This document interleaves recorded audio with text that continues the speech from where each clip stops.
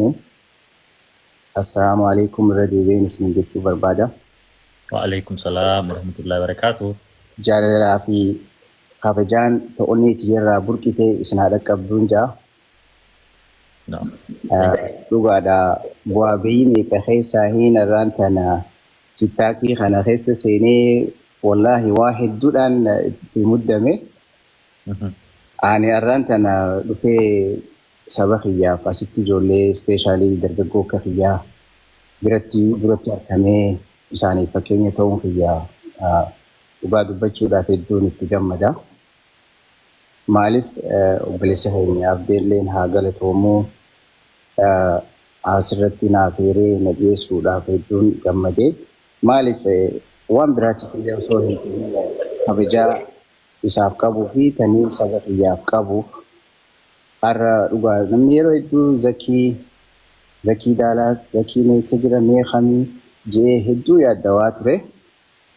Kanumaanuu asirratti na harkanii yaada jiruu fi ani waan kana dirqameetuma malee asirratti illee harkamee nama akkasitti illee garsiisuu fi neechuuf illee yani nama sooshaal miidiyaatti illee miti dhugaa dubbachuu fi laakiin immoo jaalalaa fi namuma gartee yaada tokko sirratti ibsachuu fedhuu fi yaada atummaan kunuu nama akkamii isuma kanaa umeen ilaallaa.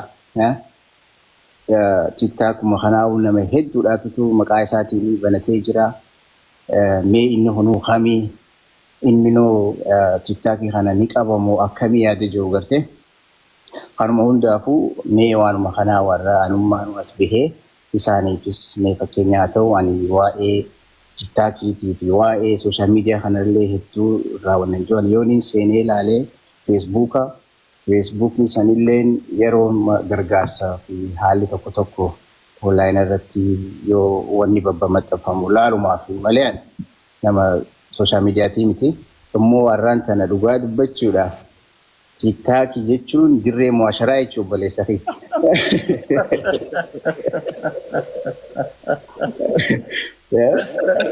Kanaaf har'a dirree mu'asharaa kanarratti argamee gaa amma warri gartee cicciree fuudhee sagalee tiyya tana gartee facaasuu fi kanatti hofluu fi kana qoosuufu si galtee warrummaan koomadiidha jaamtu uzuliyuu fi kasoonkoo fi tayyattu sunii fi hundinuu warraan tana gaa haa oowwifatanii hojjeeti. Jechuudhaaf ani dhugaa nama shabaabaa nama gartee nama hofluu fi jaalachuu nama simachuu nama hedduu kabajaa xiqqaa guddaa osoo hin jenne dhabaa fi qabaataa osoo hin jenne kutaadhaanii fi gandaanillee nama filuu miti. Immoo akkanatti saba kiyya dura taa'ee isaanii wajjin yaada tokko wal jechuun hedduu natti tola. Kanumaan wal qabsiisee immoo har'aan tanaa bu'aa hedduu takkaan na mudatee ani waan kanallee hin beeku immoo akkuma abdiin jeetti reefu isiniif tuqeetti ture waa'ee maqaa doktorummaa kana akkamii doktorummaa jennee zakii yaamnamoo akkamii yaada jiru irratti gaafii dura hogguunanii geestii keessa seenu waan hin dhagaheensa. Osoo atiin dhufin dura dhiifamu osoo atiin dhufin dura maqaa baasaaf jennaani namu doktor Khaan Baabaa Khaan Haajii yaani doktorri heddummaannaan bas doktorummaa keessaa fudhannee nama kuno almost nama afur irratti doktorummaa kana doktoreetii kabajaa siifan nu deemna nurraa fudhattaayii asumaanuu sin jenna mee akkam jedhu. Kana irratti deebisaa kan nu barbaada. Maaliif ani dhugaa dubbachuuf doktorummaa sin barbaadu waan muuxannoo ittiin qabnee siifi gartee dhugaa namni amma asirratti yogguu bahu ijoolleen keenya ni agarra doktoreetummaa kabajaa tagarteetiin wal qoosanii fi kanuma abbaanii fi kanne tana taati. Namni immoo bifa biraatti gara biraatti illee akka biraa hubachuu waan danda'aniif ani sanii yoo na yaamu baattan natti tola jeetii yaada dhiifamaa wajjin. Tole galatoomii zakkiin nama olii tana hin feene irraa takka ganan arke keessatti zakkiin jalqaba irratti obboleessa keenya abbaa hiyyeessaa yeroo tante qaalii aarsaa gootee sagantaa tanarratti nuuf argamuu keetiif galata maqaa kiyyaa fi maqaa ummata daawwattoota xiyyaatiin galatoomsin jechuu barbaada. Egaa daareektii hamma sagantaati seennaa gara sagantaa osoo hin seenne duratti Zakii waan jettu ni qabda. Sagantatti daareektii seenuu deemna amma ragaa fi deebii. Dhugaa dubbachuuf nama waliin jedhullee hin jiru immoo waan na mudaterraa tasbii tanaan fidadhee galtee.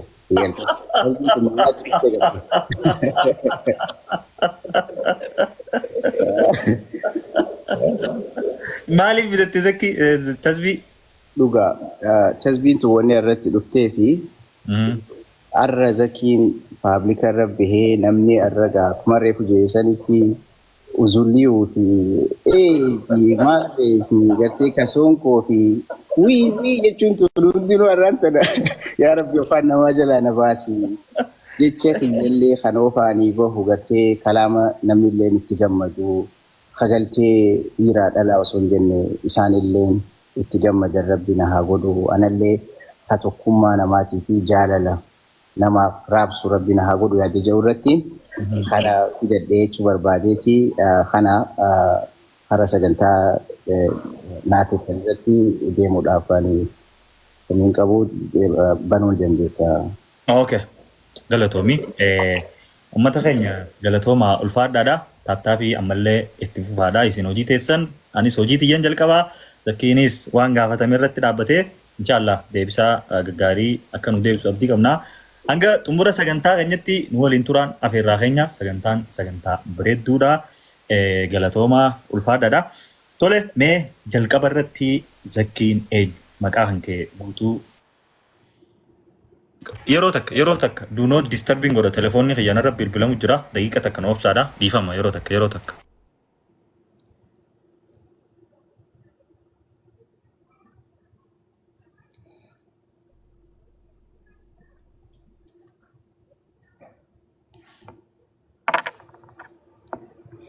Okay. Difama.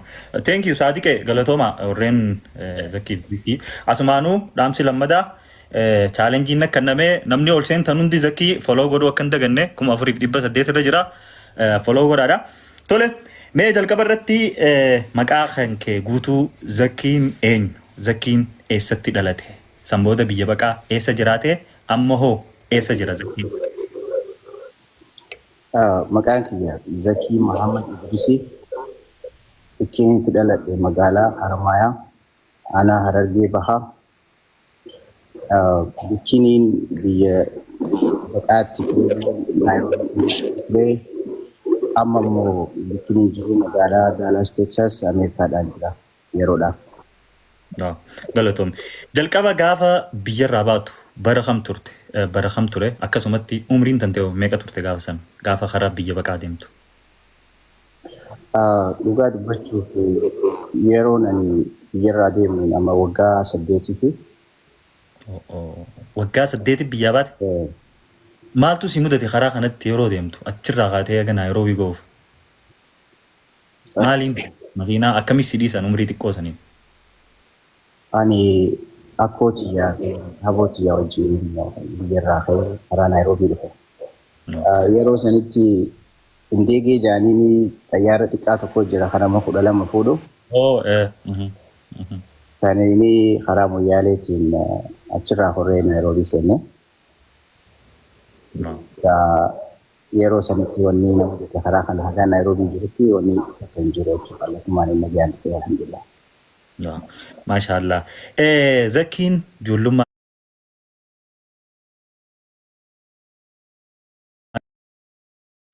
ani ijoollummaarraa eegalee hedduu nama daldala yookaan nagdatu waa godhuu jaaratu.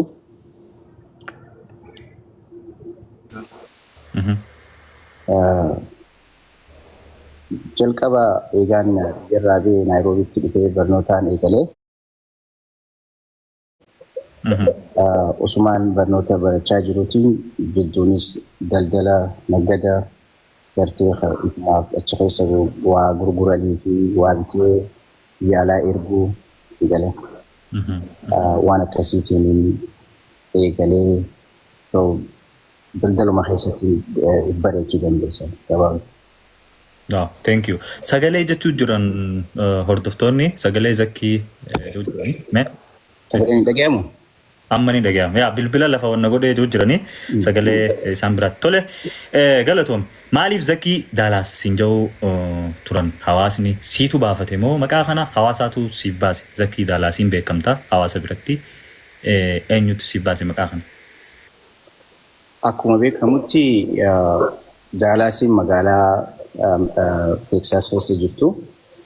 Maatu maqaa sana moggaase naa moggaase. Thank you. Ammallee sagalee jirame sagaleen Rakkana qabeesni hojii haasa'u firra. akkanatti amma silaa bikka maayikiisa waan wayii xiqqoo silaa jala keesse akka sagaleen danteesseen. Hayyee. Yaa akkana bareeddu amma sagaleen silaa. Yaa abdii ati kamalee na gootee bar yaa obboleessa fi. Wanni hin beekne nama hin beektu jaani. Okay, amma ni dhaga'ama hordoftoota mee Zakii mee Amma dhagahama. dhaga'ama. Okay, qulqulluudha sagaleen ni dhaga'ama mi amma? Ati na dhageenyaan isaan ni dhageenii maa rakkina qaba. Amma sinda amma bareeda. Okay. Galatoomii ulfaadhu mee Zakiin karaa miidiyaadhaa akkamitti dhufuu dandeesse?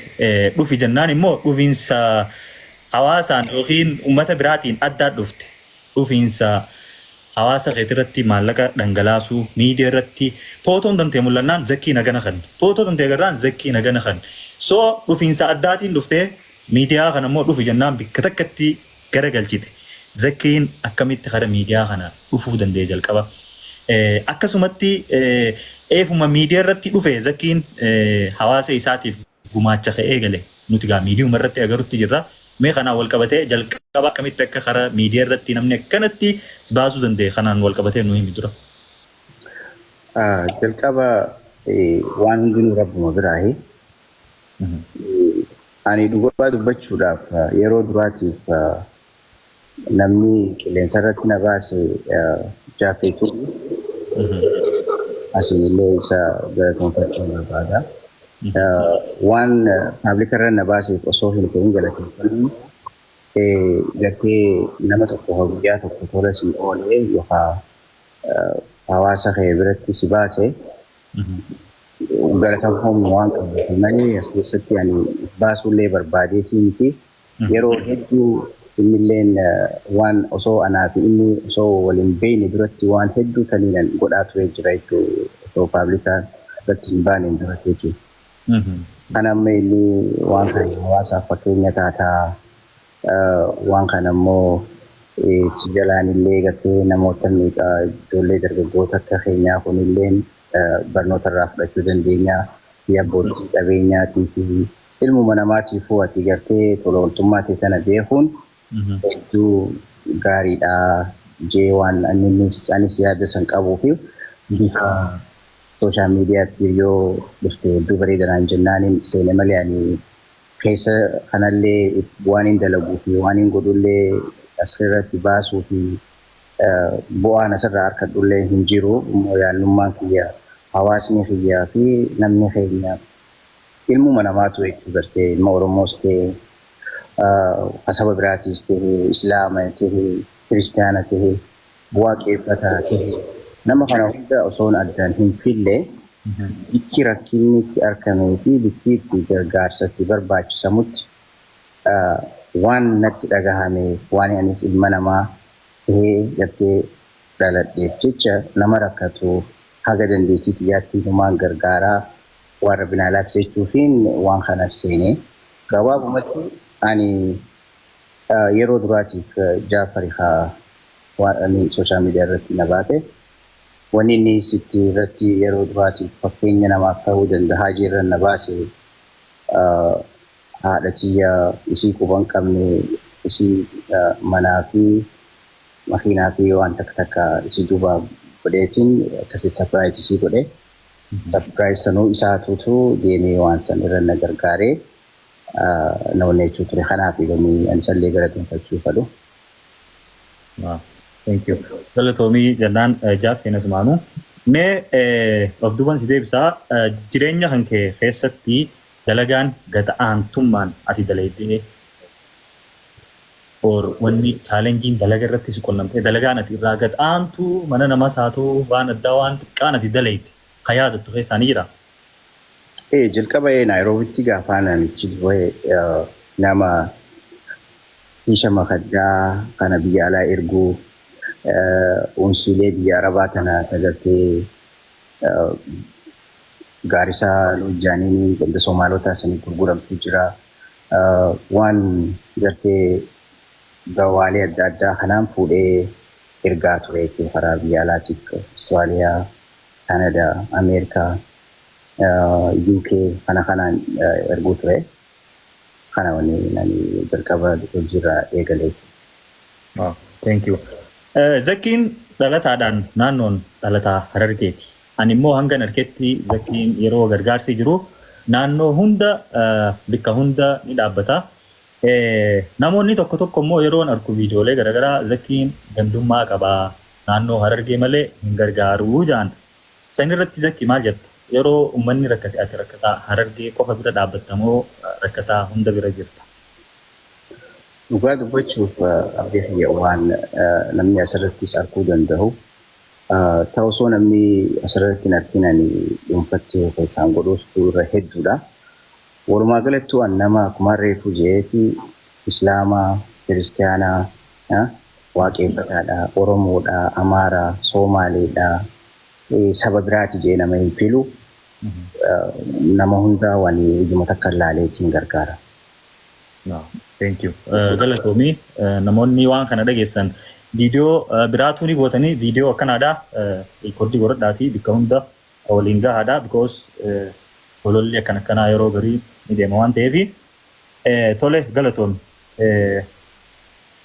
Asumaanuu waan tokkoon dhagee uummanni manaa warreen koomantiin gidduun sagalee akkana jettan sagaleen dhikkitti akka dhaga'amu waan harkutti jira. Please yoo dandeessan koomantiilee akkasii hin godhinaadha. Dhiifaman of kolchaadha. Mee asumaanuu Zakkii waan tokkoon dhagee Zakkiin mudannoo bokkottuu isa mudattee takkaatu jira jedhanii naa himanii. Dooraala Ameerikaa 600 ol maatiin isaatiin jalaa dhoorkamee akkasumatti karaa maallaqa Itoophiyaatti yeroo deebisnu karaa miiliyoona 100 waan tilmaamamu jalaa qabaniiti akka malee godhanii jaan sun immoo maatuma keessaan wanni akkanaadha irratti tahee jaan. Zakkii wanni kun hagam takka dhugaadha wanni akkanaa mudannoon akkanaa si mudatee maallaqa hagana gahu namni akkamitti nama dhoorkachuu danda'a. San booda akkamitti haate maaltu si mudate waan kanarraa wanni kun jalqaba dhugaadha yoo dhugaate akkamitti ka'uu dandeessee maaltu irraa Sindatee maal irraa baratte waan kanarraa? Dhugaadhaa wanni sanii ni jira amma dura interview gabaabduu jaafetuuf na godhe irratti illee ibseetiin ture immoo gad fageenyaan yoo nama dubbadhe nama hundaatillee barnoota ta'a. Dhugaa ani aanaa kiyya nama na dhiyaatu jaarsa isiitii fi habootiya maqaa isaanii illee asirratti dhahuu hin barbaadu. Gabaabutti habootiya jaarsa isiitii. Waan kanaan amaanaadhaan maallaqa kanallee kan osoon isaanitti hin kannin dura beeki maallaqni kun nama alagaa nama dhalaadhaa sigaltee isilleen haa galatumtu saadaa jaaniini haadha warraa Zakariyaati magaaluma nuti jiraannu kana keessa jirti isilleen dhugaa dubbachuuf asiinillee galatumfachuun barbaada.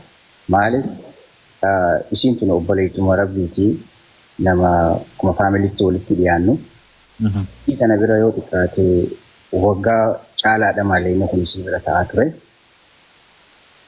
Anamma gaa haalli yeroo sanitti naaf mijaa waan turre isii biraa illee fuudheetiin akkasitti isiilleen nama amanamu jettee yaaddu nama habooti jettee amanu hedduun faamilii hedduun qaba baay'ee asirraa Kanadaa fi Ameerikaa hedduu jira. So nama amma sila faamilii fi keessa namni nama bira kaayedha jee yaade kunillee isillee nama amanamaadha. So dhuma rakkina hin qabu yoo eegaatis isii bira kaayachuu barbaadde isii san bira jetteetiti maqaa isiitis naa dhooltee anillee inni sun biraan kaa'u deeme akkasii waan san fuudhee biraan kaa'eetiif ijaarsa habooti ijaa kana bira jechuudha. Fuudheetti geessee yeroo sanitti nama gartee ani faamilii kiyyaa aanaa kiyyaa nama gartee waan hunda daran caalaa anaaf ta'u nama jeetiin nama kiyya abdattee waan san isaan bira geessa. Amma bikka kana garaagarummaa nama keetiitii fi nama alagaa bildii jiruun ibsuu barbaadeetti si gale. Namni alagaa jechuun waggaa tokko maallaqa bira taa'ee ture naa kannanii fuudhee bikka biraa faamilii kiyya bira geessee aanaan kiyya immoo baatii 2-3 keessatti natti taphatanii gartee bu'aa bahii meeqa keessa na dabarsanii maallaqa kana manguddoo fi sheekotanii fi namootni isaanii dhiyaatu. Ani itti himatiin hin jiru. Maayyiirra gaa akka malee natti taphatanii yeroo sanitti anaa beeku dhugaa dubbachuudhaaf malee sanillee na barbaachisa. Muciyyoo tiyya xiqqoo takkaa jira. Tamma yeroo hedduu onlaayinii kanarratti du'aayilee godhaa fi je'ee yeroo hedduu dubbatamtu. Mucayyoonni nama fayyaadhaan dhalatte yoo tiyya lammaffaati zikiraa jaaniini sukkaraatu guyyaa keessaa isitti dhufe isii amataa fi baatii takka amataa fi baatii jira sooyi guyyaa keessaa sukkaritti dhufe anaa yeroo sanitti kanaanuu bakka yaaddawaa jiru rifadhee yeroo umrii tiyyatti ani gaddaa gabataa agartee akka malee garaan tiyya hunna badee gaafa ilmoon tiyya san dhukkubsatte sani garte yeroo sanitti jechuun maallaqa kanallee na barbaachisaa maallaqa kiyya kana naa kannaa yoo dandeessan mee cinallee naa kannaa yoo illee mee hanguma feetanuu fudhadhaa hanga kana nu biraa qabdaa ja'aatii naa kannaadhaa je'eeniitiin dadhabe. Akkasitti obboleessa kiyya maallaqa san gaa isaanis ani jaarsa isii nama akka saahibaatti walitti dhiyaannu nama wajjin yeroo gaarii hojii dabarsinu sababnummaan ani waan kanaa fuudhee itti halluu danda'e sababaa isa akka gartee saahibaatti walitti dhiyaannu. Maaliif faamilii daran caalaa bas hedduu walitti dhiyaannaa jaarsa isii kana. Innilleen isaan jala goreeti isaan wajjin faamiliidha waa'ee faamilii keessa galuu hin danda'u. Daanjee hawaasa fi manguddoon gunti ergullee dubbii karaa isaaniitti jechuudha dabarsa. Gabaabumatti haalli keessa dabree yeroo sanitti garuu akkaan jabaadhu akkaan abdii horuu nama gartee silaa akka isaan ittiin na fadhaniinanii yookaan deemee miidhaa isaan irra fiduu akkaan anummaanuu maatii tiyyaa fi jiruun tiyya sunillee laaqamtuu yookaan akkaan anummaanuu if waa godhu yookaan akkaan ani gartee waa hedduullee asirratti yoonnechuullee hin barbaadu. In kanninuu maallaqa kanallee yoo barbaachisaa taatee nuti dhimmaan itti erginaa dhimmaan jechuun nama gaa si dhawee si wanna jechuun si binnee si wanna boonallee jaanii na sodaachisaa turan. Haga san anillee nama akkasitti bikka kannuu fi siintiisi nama uumamaanis nama waa sodaatu miti. Akkaan anilleen yookaan qawweellee qabadhee dukkaana qabanii dukkaana isaaniitti faa dhaqee kaameeraa faa ilaalanii ruufii faana godhatanii hidhaa faa nanaquudhaaf si galte.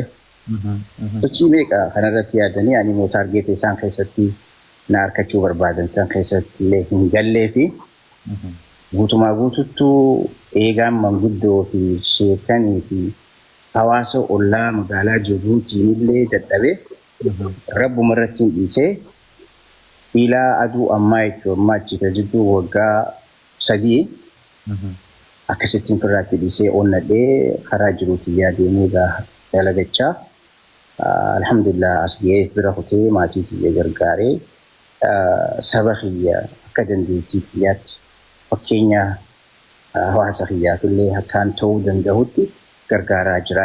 Fadliin hundinuu beekumsa kiyyaa fi dandeettii kiyyaa fi humna kiyyaan osoo hin ta'in tanuma rabbii guddaa ol ta'eeti. Kana fakkaata gabaabatti obboleessa kiyya. Maashaallah. Rabbiin rabbuma irratti dhiifte rabbiin saasan caalu siifaa kannuu ammallee siifannee jira. Kun waan guddaa waan irraa baratanii barumsa guddaadha irraa baratanii galatoomii ulfaadhu mee hadagaa fi itti aantutti gargaarsa hanga irraa kan nite keessaa gargaarsootu hunda agarraa gargaarsiisaaban qabu yeroon si gaafadheetiin ture keessaanillee mee ni yaadatta waan kan ta'e kana namoota siin jennaan wallahi yaadadhu naan jettee yoo kun hedduminarraa hanqee gargaarsota agarraa kan ta'e keessaa gargaarsi sarpiraayis godhee si boochise gammachuu keessa si boochise ni jira yaadattu ni qabda gargaarsota kana keessaa. Dhugaadha. Yeroo duraa akkuma ani amma Jaafariin walitti hin dhufin dura jechuun waggaa 3-4 dura biyya magaalaa Harmaayaatiin gargaarsa nama 300 nyaataa fi raashina kana zayitaa fi waan dhangaalee qabsiisee fi nama nyaachisaa ture yeroo miskiina waraabanii natti keessaan natti ergan hedduu garaa kiyya nabadee boo'ee gaafa san jechuu ka yeroo duraatiif akka malee gaddee ture hedduu garaa kiyya nabadee. Maashaallah. Galatoomii har'a gaafiilee itti aantu duran dubarraa. Akkana itti gaafiin Zakkiin dargaggeessa bareedaadha maallaqa qaba harkistuu qaba egaa waa hunda rabbiin sii kennee jira. Zakkiin jaalalaan qabamee fayyadu. Mateen jaalatti sun tujjaaraa miskiina guddaa xiqqaan jettu gaafa shabaabummaa dardara lafaa haatu irratti jaalalaan qabamtee ni beekta. Yoo qabamtee jiraatte jalqaba bara kami ati umrii meeqaa jaalalti si qabdi? Dhugaa jaalalaan qabamee ni beeka. Sigalee maaliif ilma namaati? Namni nama hin jaalannee fi namni hin jaalatamne namaa miti jettee. Sama nama dhiisi beeyladaan ni jaalatamti. Yeroo duraatti kan eenyatti kanneen jaalalaanis qabamuu danda'ee jaalalaan illee irraa na qaban jechuudha. Tole jaalala san keessatti jalqaba gaafa qabamtu sanii madaan onneen cabxeetii nama san addaan baate moo gaafiileen itti aantu wal duraa duuban Zakkiin ammaan tanoo haadha manaa fuudhee jira yoo fuudhee tanuma jalqaba jaalalaan walirraa qabaman san fuudhee moo biraa fuudhee jettii akkamii deebistu deebisaa kana? Ammaa fani nama maatii jaartii gaarii qaalii akkaan jaaladhu ilmaan sadii kanneen irraa horee qaba. Garuu kun akka gaafii keessa dubarratti wal qabsiisee guun deebisaa san si deebisu osoo isii wajjin wal hin jaalatin jaalala waliin bultii fi jaalala keessa waliin hin galin dura nama siin jee kanaa wajjin jaalala wajjin isii duratti dabarsaa ture jechuudha. Namni sanilleen nama Keeniyaa wajji turree. By the way, isii amma silaa jaaladhe kana durallee haadha manaatii yaa wajjin xiqqoorraa keenyarraa wajji guddannee wal beeknaa jechuu gabaabatti. Yeroo sanitti namu isinis heerumtee jirtii turte. Midhaanii fi bishaan namaa kanas bikkatti rabbii walitti fiduu fi yoo hanga manga wajji jiraatanis rabbumaa beekaa gatte. Waan yeroo sanitti jaalalleen qabaachuu ture isiin sanillee nama as dhuftee asitti maatii ijaartee jirti. Immoo yoo waan kana diteelii keessa akkasitti ibsee hagarii jaalalarraa waan hofaltanii hagariitis waan isin maraasisu hagariitis waan hedduu as keessatti namni gartee irraa hubachuu danda'a jeetii yaada. Immoo kanaaf amma yoo isin dubbadha kanaan jette yoo taate malee anamma as keessatti kana baaba kanaas dubbachuullee hin barbaadu gaafiidha. Gaafii kana ni deebistaa yoo feetes hin deebistu. Kana fakkaata beekuu. Galatoomii jalqaba irratti haadha manaatiin qaba jettee jirta ijoollee irraa qabda maashaallah. Jalqaba irratti mee haadha manaatii wajjin akkamitti walitti dhufuu dandeessi? Siitu gaafii jaalalaa dhiyeesseef moo ishiitu siif dhiyeesse? Dhugaa dubbachuuf dhalaan beekni hagam feete yoo si jaalatteewu isiin baafattee hin dubbattu dhiirumaa gaafataani. Dhiirumaatu ammaas yoo isiilleen wal qalbistan irra jarjaree deemee dubbisuu dhiiraa jechuudha. Anumaatitu isii wal baruu fi maaliif duraanis waan already wal beeynuuf akka carraa ta'ee ani hojiidhaaf isteeta irraan deemaa ture. Ani Daalaasiin jiraachuu ture isiin Atlaantaa ana dura dhuftee jirti. Atlaanaa jiraachuu.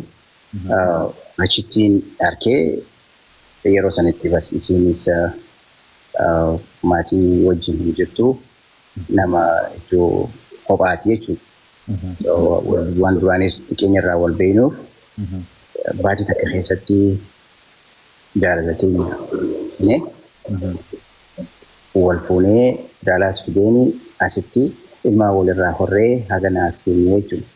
Maashaallah, maashaallah. Ammallee rabbiin isin haa dheeressu, dhumatti hojii isin haa jiraachisu. Dubartoonni keenya takka gaagaa fi dila keessaanis koomantiinis barreessu jiranii zakkiin jaartii yoo qabaate yoo hin qabaanne hin qabu, yoo qabaate immoo lammaffaa taanaa fi sadeessoo taanaa fi afreessollee taanaa fi jechaa jiran. Zakkiin kanarratti akkami dabalata haadha manarratti barbaaddaa dubartoonni keenya dila tokkootu si hawwachuu jira, abdii sirraa qabanii. Saniifuu maalii deebisaan kan ga'e asirratti asumaanuu warroota gaafii na gaafachuu turan kanaaf maal deebistaaf? Lammeessoo ni qabdaa hawwii? Ani jaartiin tiyya takkuma ilmi namaatu jaaltuma takkarra yoo taa'ee asiinillee ibsuufadhaaf maaliif yoo jettee jaartii eegummeessuunii fi jaartii lamaa sadi fuudhuun yaaduma keetii fi jiruma keetii fi qabeenyuma kee facaafti jettee. Jaartii tiyyataniin amma hojii jiru haadha manaa tiyya qaalii taniin takkaa fi afur isii godhadhu isuma tanaa hin jaajuu rabbii wajjin inshaallah. Shiishe maashaallah. Assalaamu alaikum dubartoota akkamitti jirtan nagayaami? Maaliif jirtan isin? Maal godhu jirtanirra? Nageenyi rabbi akka isin bira jiraatu abdiin qabaa. Egaa galatoomaa deebisaan kan isin deebite anumaa isinii godhuu hin danda'u. Dubartii takka akka afuriitiin qabaa jee. Assalaamu alaikum. Salaamtuma isin jaa. Okay. Galatoom.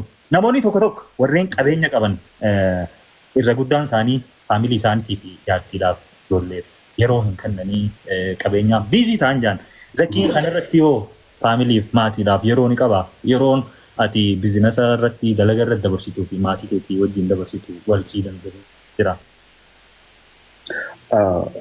Ani dhugaa dubbachuuf nama maatiiti. Nama akka malee maatii jaalatu nama sa'aan 24 keessaa sa'uma hirriiba rafnu gartee yoo namni guura fuudhee namni gartee yeroo san wayii wal arka namoonni rafa namoonni akkanuma akhiraati gartee du'ee jira. Sababiin ta'in sanii achi sa'aa 8 tarafuun achi baafannee alatti sa'aataan hunda maatii wajjin nama jiru nama maatii wajjin jiru bareedduu gartee yeroo hunda sagartee bu'aa bahii hin qabne sa'a fadhan mana keessa wajji ta'anii sa'a fadhan rafanii sa'a fadhan kaanii sa'a fadhan gabbahanii yeroo gaarii qilleensa wajji fudhatanii dabarsanii isaanii wajji dabarsa kana dhibbarraa dhibbatti kana duuba hin jiru kana namoonni na beekanilleen warroota biyyaana jiru sirriitti beekanii jechuu barbaada. No, maashaallah galatoomii zakkiin amala isaatirraa waan isa gammachiisu lama akkasumatti amala keetirraa silaa amala kana rabbiin irraa dhiise jettee hin feene keessaayis lama nuuf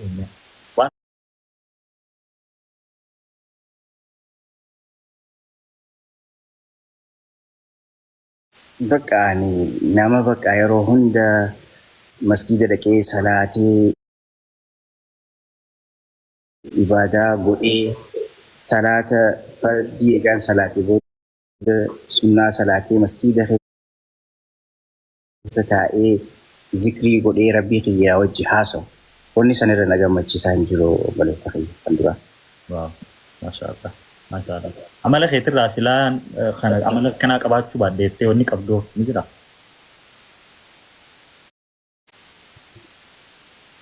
Waan hin feene jechuudha.